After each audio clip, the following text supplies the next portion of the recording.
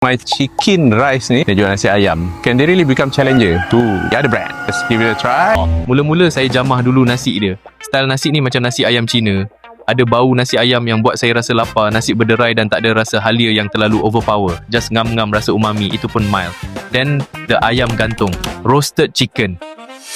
Basically kan kalau makan nasi ayam Hainan ni, almost everything is based on flavor utama. Kalau kicap dia sedap, then everything else okay.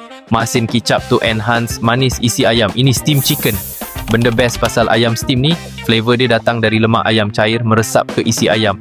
Dan ini ada sambal cili nasi ayam, ginger dan jeruk timun.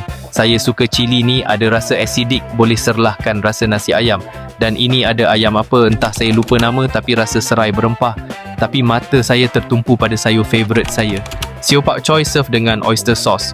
Sayur fresh dia celur lightly, so ada combination rasa manis dan kelat sayur, plus ada sikit rasa umami dan masin.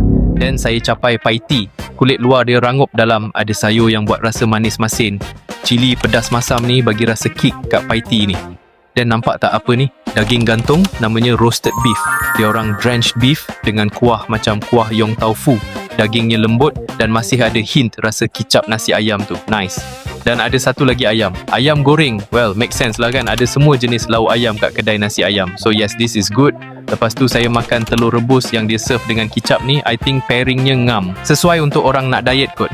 Tapi kat hujung meja ni ada something yang saya rasa pelik. Kenapa ada roti bakar? Saya capai dan rasa. Sedap, ada rasa butter dan kaya. Dan saya capai wonton dan cicah dengan sambal cili dia. Dah puas makan lauk, baru makan nasi. Actually bagus nasi dia rasa mild, so semua lauk yang ada strong flavour ni jadi balance bila makan dengan nasi. Last saya minum teh ais ni. Saya bukan big fan teh ais. Plan nak minum seteguk cukup lah. Tapi saya terkejut, rasa teh dia agak mild dan tak over sangat.